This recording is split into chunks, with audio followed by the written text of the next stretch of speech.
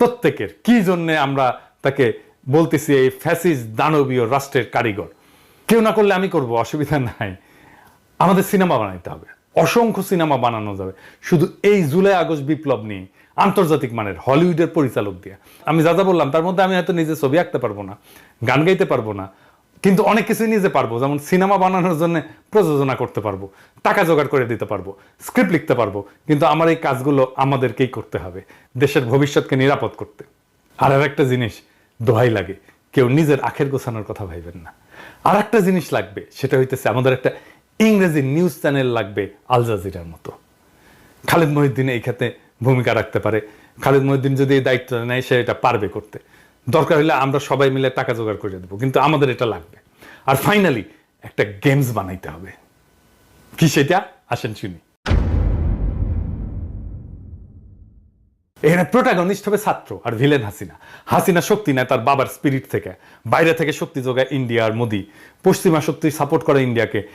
হাসিনার কাছে পৌঁছানোর আগে আসে ছাত্রলীগ, পুলিশ, সেই পুলিশ গুম করে, ক্রসফায়ার করে, তারপরে আসে ডিজিএফআই, আয়না ঘরে ঢুকায়। অপশন থাকবে রাস্তার সমাবেশ মিছিল করে শক্তি সংহত করার প্রোটাগনিস্টের, সেটা করতে দেবে না পুলিশ। রিয়েল লাইফ চেহারা থাকবে ভিলেনগুলার সবার, যেমন হাউন আঙ্কেল থাকবে, বিপ্লব থাকবে, মনিরুল থাকবে, প্রদীপ থাকবে, ওদের মতোই চেহারা থাকবে।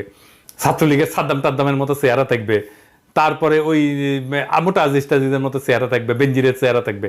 নির্বাচনে হারানোর চেষ্টা থাকবে, সেটা 900 ভোট করে হোক, দামি নির্বাচন করে হারা দেওয়া হবে। বেনজির থাকবে, ক্রসফায়ারে মারা গেলে খেলা শেষ। আদালত থাকবে, এবং আদালত কিভাবে রিমান্ড দেয়, কিভাবে ফরমাইশি রায় দেয়, দিয়া কিভাবে প্রোটাগনিস্টকে বিপদে ফেলে। গ্রেপ্তারের পরে একটার পর একটা লেভেল ক্রস করার পরে আসবে ফাইনাল স্টেজ, পুলিশের সাথে যুদ্ধ। সরাসরি গুলি, ছাত্রলীগ পুলিশ একসাথে আইসা হামলা করবে, হেলিকপ্টার দিয়ে গুলি করবে, স্নাইপার দিয়ে গুলি করবে, শহীদ হওয়া থাকবে। এইসবের পরে হাসিনার পরাজয়ের নানা অপশন থাকবে। একটা হাসিনার পলায়ন, একটা থাকবে হাসিনাকে গ্রেপ্তার, অথবা হাসিনাকে হত্যা করা নির্মমভাবে। আমি চাই বাংলাদেশি টিম এটা করুক। আমরা আমাদের কালেকটিভ মেমোরিতে, ভার্চুয়াল মেমোরিতে আমাদের ভবিষ্যৎ প্রজন্মকে আমরা ট্রেন করতে পারবো, দেখাইতে পারবো আমরা কোন লড়াইটা করে আসছিলাম। আমাকে জানান যদি কোনো টিম এটা করতে চান। ফান্ডিং আমি ম্যানেজ করব, কিন্তু এই গেমস লাগবে। আওয়াজ দিবেন কে করতে চান। বাংলাদেশি টিম না এলে আমি কিন্তু পশ্চিমী বানাবো, এটা কিন্তু বানাবই। সবশেষে আমাদের আরেক শহীদের গল্প, আমাদের আরেক হৃদয়ের রক্তক্ষরণের গল্প। একজন লিখছেন, একজন শহীদের শিক্ষক, কোচিংয়ের শিক্ষক। উনি লিখছেন, আমার কোচিং যখন শুরু করি তখন আমার 4 জন শিক্ষার্থী ছিল, জিদান, উৎসব, আদ্রিতা আর একটা মেয়ে। ওরা তখন এসএসসি পরীক্ষা দিবে। আস্তে আস্তে জিদান উৎসবের সাথে ভাইয়ের মতো সম্পর্ক হয়ে গেল। একদিন ওদের সাথে চায়ের দোকানে বসে আড্ডা দেওয়ার সময় ব্যাগ ঘাড়ে একটি ছেলে আসলো। তখন কিন্তু সন্ধ্যা, ছেলেটা জ্বলতেছিল, নুরানি চেহারা। আমি মনে মনে ভাবলাম, এত সুন্দর দেখতেও ছেলে হয়। ছেলেটা আর কেউ না, আমার ফারহান।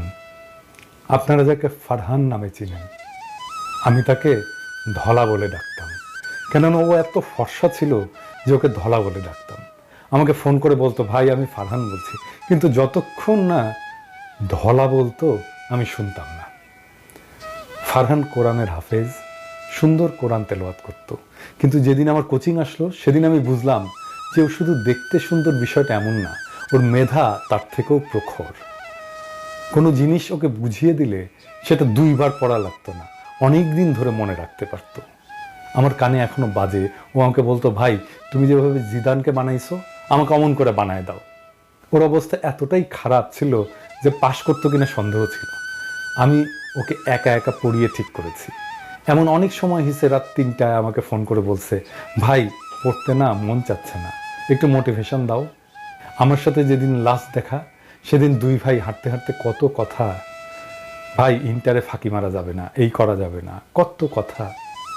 কিছু হলেই আমাকে বলতো, ভাই কি করব, এটা করা ঠিক হবে কি? কোনো মেয়ে ওকে প্রপোজ করে ভয়েস দিল, সেটা আমাকে পাঠায় বলতো, বলো ভাই কি করব। আমার পাগলটা।